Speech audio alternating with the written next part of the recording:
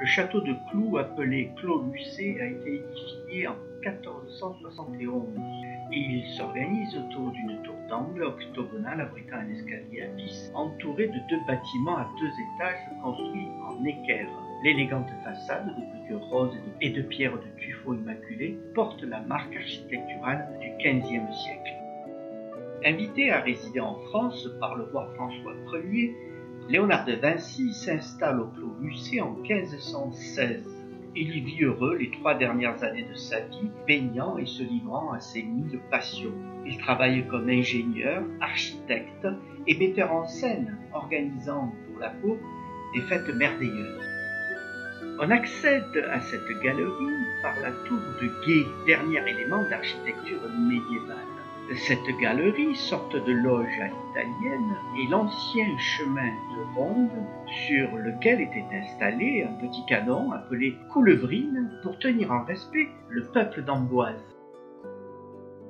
Dans cette chambre, Léonard de Vinci vit les 3 dernières années de sa vie. Il rédige ici son testament le 23 avril 1519, léguant ses manuscrits, ses carnets de dessin et croquis à son disciple préféré, Francesco Melzi. De la fenêtre de sa chambre, Léonard de Vinci aime contempler le château royal de son ami François Ier. La légende rapporte que François Ier assiste Léonard lors de sa mort. Cette pièce est la chambre de Marguerite de Navarre, la sœur aînée de François Ier. Elle a été élevée avec son frère une partie de leur jeunesse au Clos Lucé par leur mère Louise de Savoie. Cette chapelle a été commandée par le roi Charles VIII à la fin du XVe siècle pour son épouse Anne de Bretagne. Dans ses ateliers, Léonard de Vinci travaille sans relâche aux grandes commandes royales comme peintre, ingénieur, architecte, sculpteur, metteur en scène.